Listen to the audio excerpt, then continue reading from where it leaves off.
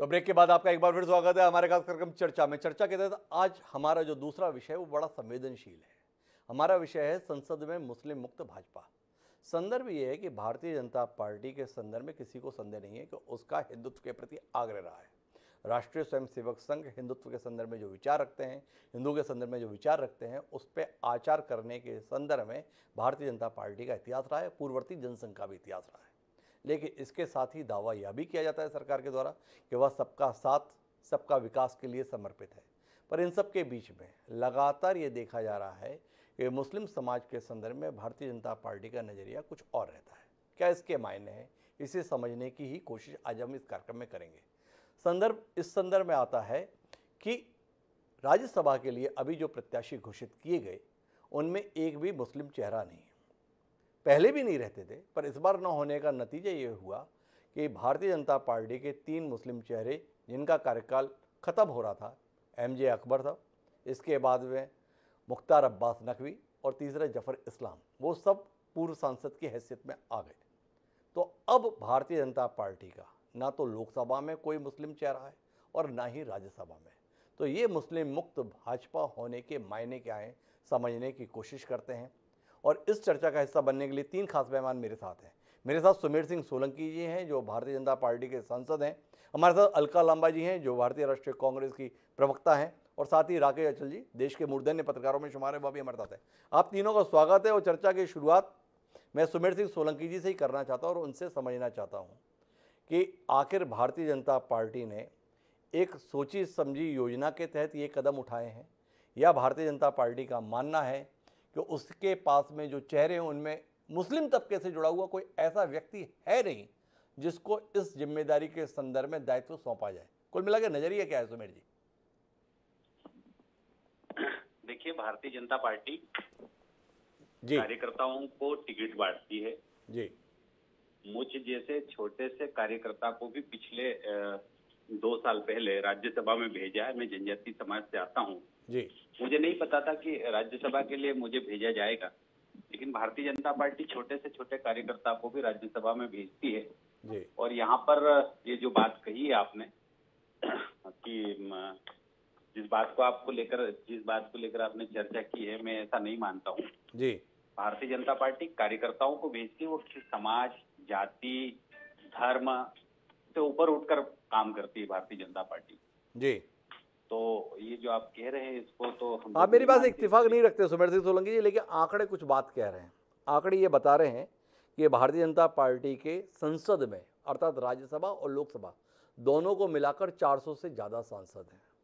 Bharatiya Janata party बड़े फख्र के साथ ये बताती है कि 18 राज्यों में बीजेपी की सरकार है और 1300 से ज़्यादा विधायक है।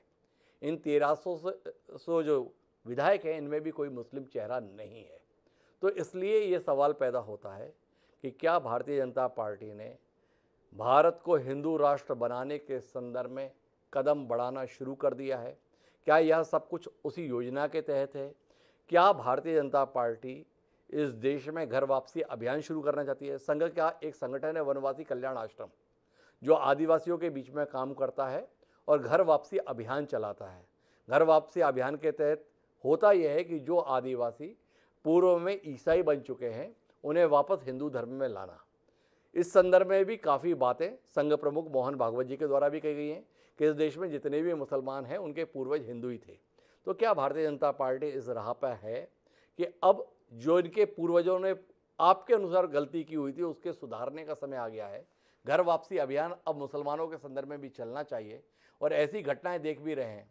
अभी आप जिस जगह से ताल्लुक़ रखते हैं उसके पास ही मंदसौर में एक घर वापसी अभियान हुआ। इससे पहले वसीम रिजवी जी उत्तर प्रदेश में इसी प्रकार से घर वापसी किए। तो क्या उस दिशा में ये कदम उठाया जा रहा है? नहीं, देखिए, भारतीय जनता पार्टी कार्यकर्ताओं जी पर आधारित पार्टी है जी और भारतीय जनता पार्टी कार्यकर्ताओं को विधायक का टिकट भी देती है, लोकसभा का भी और राज्यसभा का टिकट भी देती है। जहां तक आपने घर वापसी वाले विषय में बात करी है, तो आपने देखा होगा कि पिछले दिनों मध्य प्रदेश में और अभी भी जी और देश भर में जी जनजाति समाज के हमारे लाखों लाख भाइयों और बहनों ने डिलिस्टिंग को लेकर रैली निकाली। जी जो डिलिस्टिंग को लेकर रैली निकाली उसमें ये बात साफ साफ समाज के लोगों ने कहा है कि जो लोग किसी कारण से धर्मांतरित हो गए हैं, लोभ, लालच, भय से या शिक्षा या स्वास्थ्य का झांसा देकर जिन्होंने धर्मांतरित किया है, ऐसे सभी लोग जो अपने धर्म में नहीं रहे हैं, ऐसे सभी लोगों का जो आरक्षण का लाभ है और अन्य जो लाभ मिल रहे हैं जनजातीय समाज को, उन लाभों से वंचित करना चाहिए। समाज ने मांग करी है, भारतीय जनता पार्टी का एजेंडा नहीं है अभी तो। जी, समाज ने अगर कहा है कि ये नहीं मिलना चाहिए लाभ, तो ये तो समाज समाज ने ये मांग की है। कुल मिलाकर सुमेर सिंह जी अभी भाजपा की रणनीति के संदर्भ में आधिकारिक रूप से कुछ बोलने के लिए तैयार नहीं है, पर समाज की बात कर रहे हैं। लेकिन मेरे साथ अलका लांबा जी हैं, देश के तमाम मसलों पर बहुत मुखरता से अपनी बात रखती हैं, लंबे अंतराल के बाद आज फिर हमारे साथ जुड़ी हैं। उनसे ही समझने की कोशिश करते हैं। भारतीय जनता पार्टी ने फैसला लिया जिसका नतीजा ये है कि अब संसद में भारतीय जनता पार्टी का कोई चेहरा मुस्लिम तबके से ताल्लुक रखता हुआ नहीं होगा। कांग्रेस के संदर्भ में आरोप रहा उसने अल्पसंख्यक तुष्टीकरण या सही शब्दों में कहें मुस्लिम तुष्टीकरण को बढ़ावा दी है, भाजपा का आरोप रहा। क्या भारतीय जनता पार्टी उसका प्रतिशोध ले रही है? अलका जी। डॉक्टर हिमांशु, आपने बताया कि 18 राज्यों में भाजपा के 1300 विधायकों में 1300 में एक भी अल्पसंख्यक मुस्लिम नहीं है। जी, आपने अभी बताया है कि लोकसभा और राज्यसभा में अब एक भी सांसद भाजपा से अल्पसंख्यक मुस्लिम नहीं है। उत्तर प्रदेश, गुजरात के चुनावों में कहीं पे भी जी, इन्हें टिकट नहीं दिया जाता है। अब जी, मैं आपको बताती हूँ, ये पार्टी अभी भी लोग कहेंगे कि अल्पसंख्यक और मुस्लिम विरोधी नहीं है, तो जी, मैं लोगों पर छोड़ देती हूँ। लेकिन ये लोगों को मानना होगा, ये पार्टी सिर्फ अल्पसंख्यकों की विरोधी नहीं है इस देश में। जी, ये जो भाजपा संघ है, तभी कांग्रेस को अपने नव संकल्प शिविर में भारत जोड़ो नारा देना पड़ा, क्योंकि ये पार्टी हमारे देश के संविधान के खिलाफ है। ये पार्टी हमारे देश के तिरंगे के खिलाफ है। ये पार्टी हमारे देश के जो है जो अल्पसंख्यक है उसके खिलाफ है। अब उदाहरण से बताती हूँ, क्या जी, ये सच है या नहीं कि संघ के मुख्यालय में 50 सालों तक तिरंगा नहीं लहराया गया? क्या ये सच है या नहीं कि इन्हीं के कर्नाटका के एक मंत्री ने अभी अभी ये बयान दिया है कि उनका आने वाले समय में तिरंगा नहीं, तिरंगे की जगह भगवा, संघ का भगवा, आरएसएस का जो भगवा झंडा वो ले लेगा? ये बयान दिया या नहीं दिया? जी, देशद्रोह का मुकदमा हो जाना चाहिए था उनके ऊपर। अब ये संविधान विरोधी कैसे है? बता देती हूँ। हमारा संविधान जाति और धर्म नहीं देखता, सबको बराबरी का हक अधिकार देता है। ये वो हक छीन कर उस संविधान के साथ जो है बहुत बड़ा खिलवाड़ कर रहे हैं। और मैं आपको बता दूं, मुझे गर्व है, अभी हमारे 10 राज्यसभा सांसदों में से युवा इमरान प्रताप गढ़िया जी जो उत्तर प्रदेश से आते हैं, उन्हें महाराष्ट्र से श्रीमती सोनिया गांधी जी ने राज्यसभा भेजकर अल्पसंख्यकों पर जो देश में अत्याचार और अन्याय हो रहा है उसके उसके लिए एक आवाज दी है लोकसभा राज्यसभा के अंदर।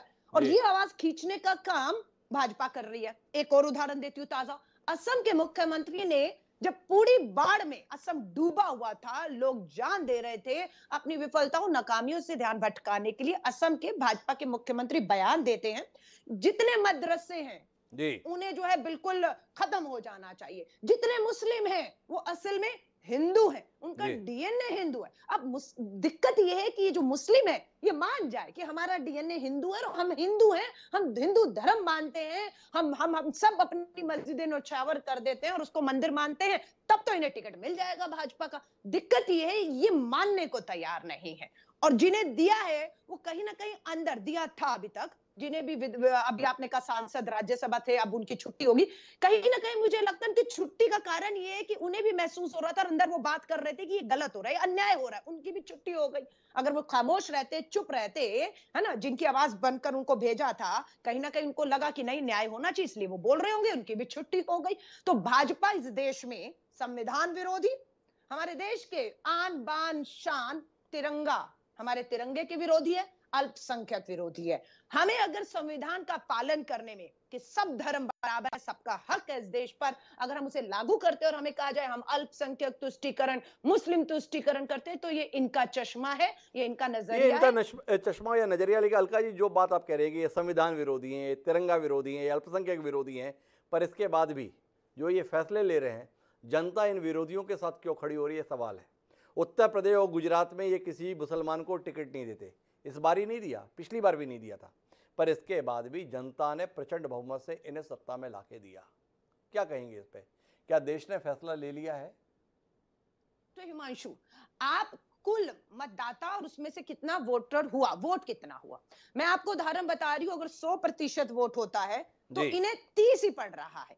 जी 70% वोट जो है वो इनकी विचारधारा के जो खिलाफ है उसमें बट रहा है। समस्या ये है, चैलेंज ये है कि उत्तर प्रदेश में ओवैसी पहुंच जाते हैं और समाजवादी, ओवैसी, बीएसपी, हम ये जो भाजपा के विरोध में, एंटी इनकम्बेंसी इनका और बीजेपी के विरोध में जो वोट है वो बट जाता है और ये अपनी बी टीम में भी खड़ी करते हैं। आप आ जाइए गोवा में, आम आदमी पार्टी, तृणमूल कांग्रेस, ईडी का डर बिठाया, इनको भेजा, इन्होंने वोट बांटा और भाजपा हारते हारते आ गई क्योंकि वोट बट गया। जो एंटी वोट है भाजपा के एंटी खिलाफ वोट वाला, बढ़ जाता है। अलका लांबा जी का कहना है कि भाजपा के साथ जनता नहीं है पूरी देश की, पर जो भाजपा विरोधी हैं वो परस्पर वोटों का बंटवारा कर लेते हैं, इसलिए ये नतीजा आता है। मेरे साथ राकेश अचल जी भी जुड़े रहे, लेकिन उससे पहले सुमेर सिंह सोलंकी जी, आपसे एक बात और समझना चाहता हूं। आपका तो नारा है ना, सबका साथ, सबका विश्वास, सबका विकास, और अभी मध्य प्रदेश की सियासत में भी आप देख रहे हैं, जिसकी जितनी भागीदारी उसकी उतनी हिस्सेदारी के तहत अल्पसंख्यकों को तो भूल जाइए, पर पिछड़ों के संदर्भ में उनको आरक्षण 70% मिलना चाहिए, 30% मिलना चाहिए, और अगर कानून के तहत नहीं मिलेगा तो हम देंगे आपकी आबादी के हिसाब से। ये वादा आपकी पार्टी ने किया, आदिवासियों के संदर्भ में ये वादा किया। देश का आंकड़ा बताता है कि इस देश की कुल आबादी 135 करोड़ और उसमें मुसलमानों की आबादी 20 करोड़। कुल आबादी के हिसाब से बात करें तो 14% की हिस्सेदारी। उसके प्रतिनिधित्व के संदर्भ में क्या हुआ सुमेर जी? कोई चिंता नहीं आपको उसके प्रतिनिधित्व को लेकर? जनता पार्टी सबके साथ, सबका विकास, सबका विश्वास और सबके प्रयासों से चलने वाली पार्टी है जी जैसे अलका जी ने अभी कहा, तिरंगे की विरोधी है। भारतीय जनता पार्टी तो पूरे राष्ट्र की चिंता करती है और भारतीय जनता पार्टी पूरे देश की 135 करोड़ लोगों की चिंता करती है। इसलिए भारतीय जनता पार्टी पूरे देश के ऊपर, केंद्र में भी सरकार है और बहुत सारे राज्यों में भी हमारी सरकार है। अलका जी को ये सोचना चाहिए कि आपके हसर इस देश में क्या हो रहे हैं। दूसरी बात यह कि भारतीय जनता पार्टी मुझ जैसे किसान के बेटे को राज्यसभा में भेजा है और अभी जो मध्य प्रदेश से भेजा है, ओबीसी से हमारी बहन कविता पाटीदार को भेजा है और एससी से, अनुसूचित जाति से, जबलपुर से हमारे सुमित्रा वाल्मीकि जी को भेजा है। ये मैं कहना चाहता हूं कि इससे पहले इस प्रकार का प्रतिनिधित्व तो कांग्रेस ने कभी नहीं दिया। मैं बताता हूं, कांग्रेस को देना होता तो किसी आदिवासी को भेजती वो तो राजा को भेजी, दिग्विजय सिंह जी को भेजा उन्होंने। और साथ में सबसे बड़ी बात यह है कि फूल सिंह बरैया का बड़ा अपमान किया जब उनके पास अच्छा, माफ कीजिएगा सुमेर सिंह सोलंकी जी, राजा दिग्विजय सिंह को भेजा और महाराजा ज्योतिरादित्य सिंधिया को किसने भेजा? कांग्रेस पार्टी ने राज्यसभा में भेजा। विनम्रता पूर्वक आपसे पूछना चाहता हूं, क्या आपकी पार्टी ने किसी राजा महाराजाओं को राज्यसभा के रास्ते संसद में भेजने की कोशिश नहीं की? क्या माननीय ज्योतिरादित्य सिंधिया के संदर्भ में आपकी यही दलील है कि या उनकी भी जातिवादी आपने खोज लाए हैं? मेरा सवाल आपसे जो है सुमेर जी, वो विषय पर फिर रहता हूं। मेरा विषय आपसे यह है कि इस देश में 20 करोड़ मुसलमान हैं। उन मुसलमानों के संदर्भ में क्या भाजपा ने तय कर लिया है कि मुसलमान आपको वोट नहीं देते? ये बात समय समय पर कही जाती है, तो इसलिए उनको हम भी टिकट नहीं देते। क्या ये एक सैद्धांतिक फैसला है? ये जानने में दिलचस्पी है। जी सुमेर जी। हमने कभी भी पक्षपात करने का काम नहीं किया। भारतीय जनता पार्टी सबके साथ है। अगर हमारे देश के प्रधानमंत्री माननीय नरेंद्र मोदी जी ने नारा दिया है कि सबका साथ, सबका विकास, सबका प्रयास और सबका विश्वास, अगर बात कहते हैं तो मंच से कहते हैं, लाल किले से कहते हैं, ऐसा थोड़ी कि किसी बंद कमरे में कह रहे हैं वो। और आज विकास की गंगा अगर बह रही है भारत में, तो हम चुन चुन के जाति, धर्म या समाज के लोगों को दे रहे, ऐसा भी नहीं है, वो सबके लिए है।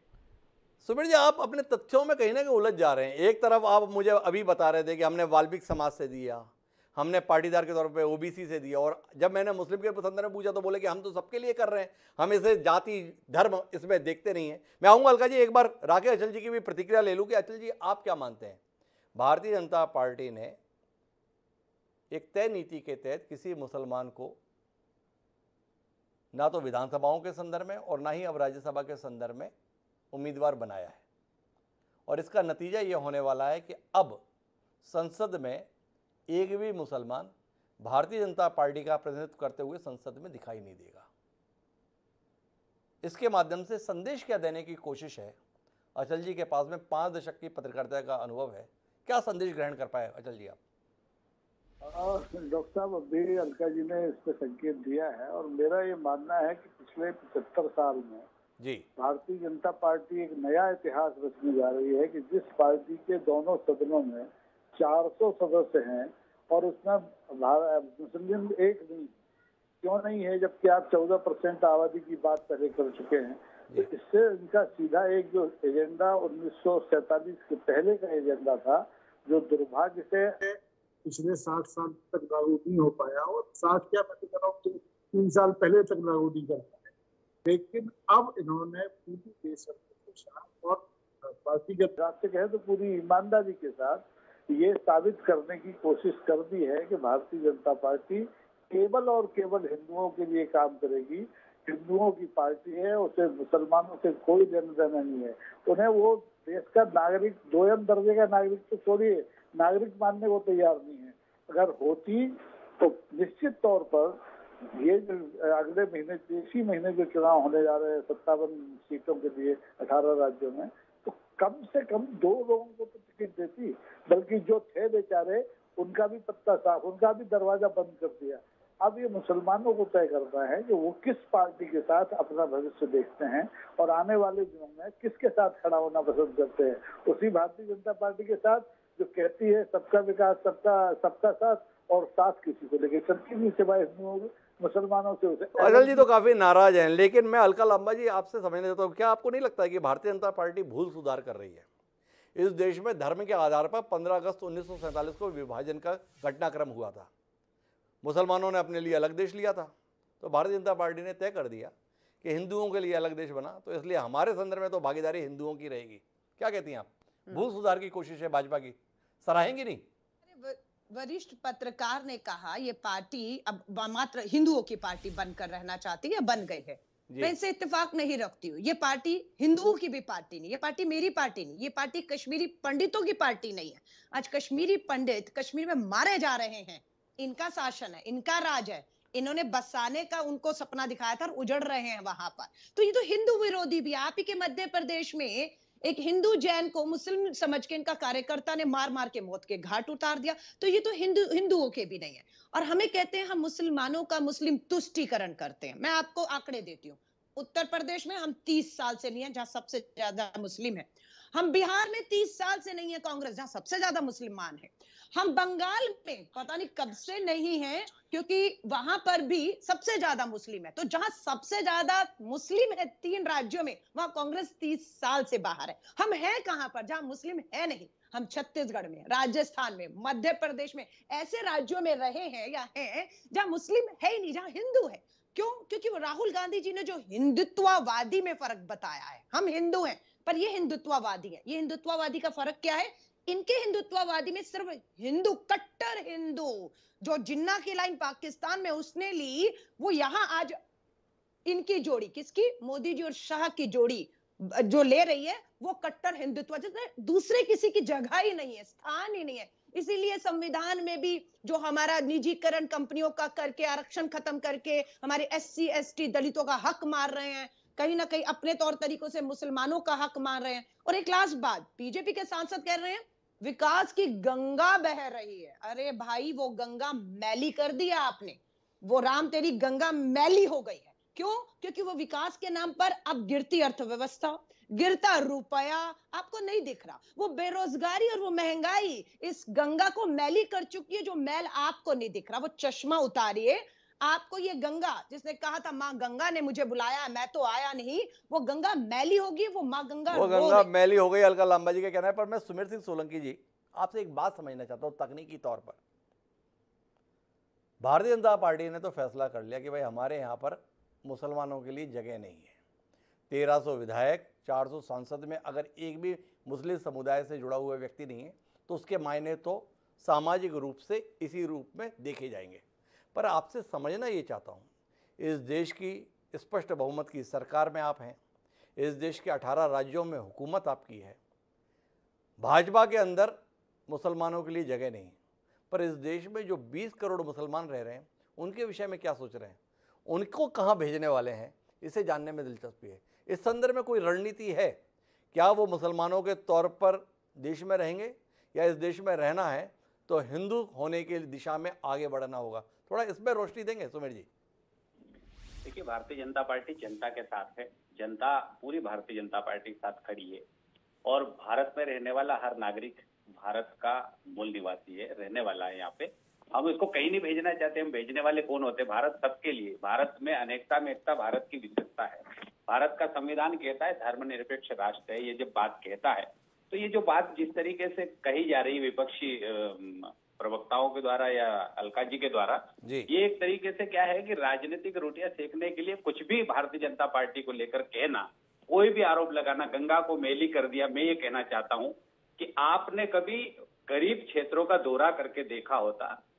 जब आपकी 60 साल तक इस देश में सरकार रही, तो 60 साल में आपने गरीबों को न तो ठीक से आवाज दिया, न ठीक से सड़कें दी, न तो उनको मान और सम्मान दिया, और न ही उनको स्वास्थ्य की दृष्टि से कोई अच्छी सुविधाएं दी, और न उनको शिक्षा की व्यवस्था दी। जो कुछ दिया आप लोगों ने, वो सिर्फ और सिर्फ एक चीज दिया, धोखा और छलावा दिया। हम लोगों को मध्य प्रदेश में झूठ बोल के कांग्रेस ने सरकार बनाई थी। अब देख ले क्या हुआ उसका। एक बात और कहना चाहता हूं मैं कि पिछले 20 सालों में जो विकास मध्य प्रदेश में हुआ है, मैं खुद यहाँ का गवाह हूं। 2003 के पहले बंठा ढार की सरकार थी, कांग्रेस की सरकार थी, और देश में करीब 57 सालों तक कांग्रेस की सरकार रही। आदिवासियों को, दलितों को, पिछड़ों को सिर्फ वोट बैंक मानकर आप सब लोगों ने रखा था। मैं ये कहना चाहता हूं कि आज देश के यशस्वी प्रधानमंत्री माननीय नरेंद्र मोदी दुनिया भर को तो सहायता कर ही रहे हैं, लेकिन भारत के अंदर 135 करोड़ जनता के लिए भी, सबके लिए काम कर रहे हैं। मुस्लिम महिलाओं के लिए 3 तलाक का कानून लाए, ये आपको भी लाना चाहिए था। अल्पसंख्यकों के लिए भारतीय जनता पार्टी काम करती है। और एक बात और कहता हूं, देश के अंदर जितनी योजनाएं चलाई जा रही है, गरीबों के लिए चलाई जा रही है, और उसमें ये नहीं देखा जा रहा है कि कौन किस जाति और धर्म संप्रदाय का रहने वाला है। भारतीय जनता पार्टी कहती है कि हम सबके साथ हैं और सबका विकास कर रहे हैं और सबका विश्वास हमारे साथ है, परंतु सबके प्रयासों के साथ भारत बहुत तेजी के साथ तरक्की कर रहा है।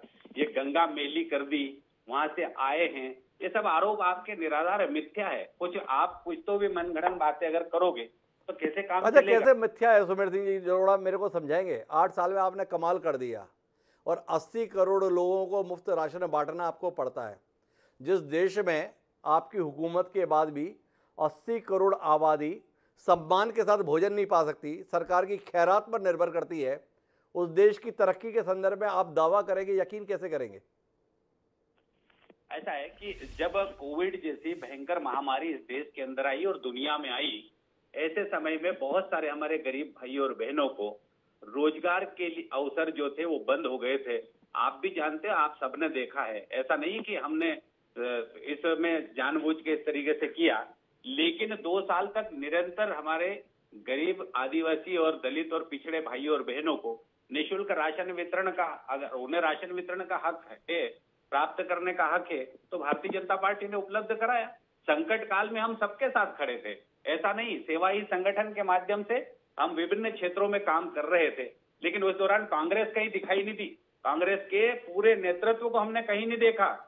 सेवाई संगठन के माध्यम से कोई और काम करती भारतीय जनता पार्टी जैसी कांग्रेस। मैं इस विषय पे जाऊंगा तो मेरा विषय जो है मूलतः विचलित हो जाएगा। हमारे विषय के केंद्र में है मुसलमानों के संदर्भ में भाजपा का नजरिया। सुमेर सिंह जी सारी बात कहना चाहते हैं, पर इस विषय पर एक टिप्पणी भी नहीं करना चाहते कि आखिर 1300 विधायक और 400 सांसदों में मुस्लिम समाज से जुड़ा हुआ कोई भी व्यक्ति क्यों नहीं? इसके संदर्भ में मैं फिर आखिरी बार पूछता हूँ सुमेर जी, आपके मन को नहीं कचोटता? आपको अखर गया ये कैसी कांग्रेस पार्टी है? एक राजा को जो है राज्यसभा में भेज दिया, किसी दलित को नहीं भेजा, किसी पिछड़े को नहीं भेजा। तो ऐसे ही दर्द तो हमारे जहन में भी आएगा, एक मुसलमान नहीं।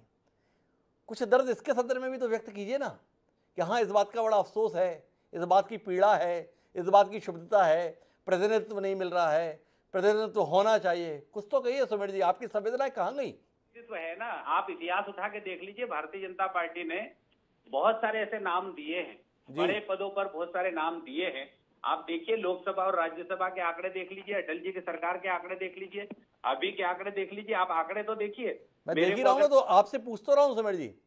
400 सांसद और 1300 विधायक, ये आंकड़ा भाजपा का इतिहास में कभी नहीं दिखा। ये सफलता, ये ऊंचाई, इस शिखर पे पहुंचे हुए आप हैं। इनके बीच में एक भी मुसलमान नहीं। सुनियोजित है, इरादतन है या अनायास है? इसी पे कुछ कह दीजिए।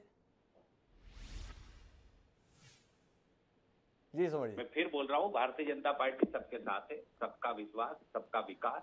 भारतीय जनता पार्टी सबके साथ है, इसी पे हमें संतोष करना चाहिए। राघव अचल जी, आपसे आखिरी टिप्पणी के लिए आता हूं और आपसे जानना चाहता हूं, भाजपा रणनीति के तहत सिलसिलेवार इस राह पर चल रही है, क्या आप आने वाले समय की आहट को महसूस कर रहे हैं?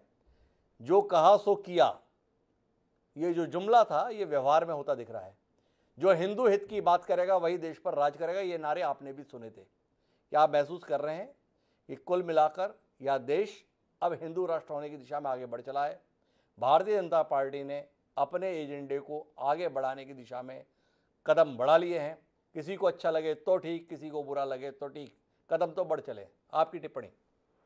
मेरी टिप्पणी सिर्फ ये है, डॉक्टर साहब, आपने पहले जो प्रश्न किया, आपने ही उसमें सवाल में कहा था कि ये भूल सुधार कर रहे हैं 1947 में देश का विभाजन हुआ। मुझे लगता है कि ये एक बहुत बड़ी भूल आजादी के 75वें साल में कर रहे हैं, अल्पसंख्यकों को एक तरफ करके। ये सुनियोजित है, सुविचारित है, लेकिन ये किसमें अमल कर पाएंगे ऐसा मुझे नहीं लगता। कारण यह कि जब भी चुनाव हुआ, यही अल्पसंख्यक इनको इसका उत्तर देंगे कि उनकी अनदेखी करने का क्या नतीजा होता है। 31% लोगों का वोट पाकर आप देश पर सत्ता में आ तो सकते हैं, लेकिन देश को चला नहीं सकते। देश सबका है, सबने मिलकर बनाया है, और अल्पसंख्यक जो 18 करोड़ हो गए हैं, उनमें से कोई औरंगजेब की औलाद नहीं है, सब इसी हिंदुस्तान के हैं। उनसे आप बदला, औरंगजेब से बदला लेना है तो जाइए 700 साल पीछे, लेकिन हिंदुस्तान को आगे बढ़ाने के लिए आपको इन सबको साथ लेके चलना पड़ेगा। और ये जितनी भी कोशिशें चाहे कर दें, मुझे लगता है ये कामयाब नहीं हो पाएंगे। ये कामयाब नहीं होगी। तो कुल मिला के हम बातचीत के भर पे पहुंचे तो ये भूल सुधार की कोशिश है या एक और बड़ी भूल है, इसका उत्तर तो भविष्य ही देगा। लेकिन इतना तय है कि जिस राह पर चल पड़े हैं उसमें अभी रोकने के संदर्भ में जनता के स्तर पर ही कोई प्रतिक्रिया हो तो बात अलग है, अन्यथा भारतीय जनता पार्टी अपने उद्देश्य के संदर्भ में आगे बढ़ चली है। अलका जी की असहमति हो सकती है, लेकिन उस असहमति को जनमत में बदलने के संदर्भ में कांग्रेस क्या कुछ करती है, इसमें भी हमारी दिलचस्पी बनी रहेगी। आप तीनों मेहमानों का बहुत बहुत धन्यवाद इस संजीदा विषय पर बातचीत का हिस्सा बनने के लिए। समय है अब आज के शेर का। हमारा आज का शेर ये कहता है कि हस्ती कोई ऐसी भी है इंसान के सिवा, हस्ती कोई ऐसी भी है इंसान के सिवा, और मजहब का खुदा है और है मतलब का खुदा और। नज्म आफंदी ने जो ये शेर कहा है, इस पर विचार कीजिए और मुझको याद दीजिए। कल फिल्म पर लेके नए विषय के साथ, तब तक के लिए सादा।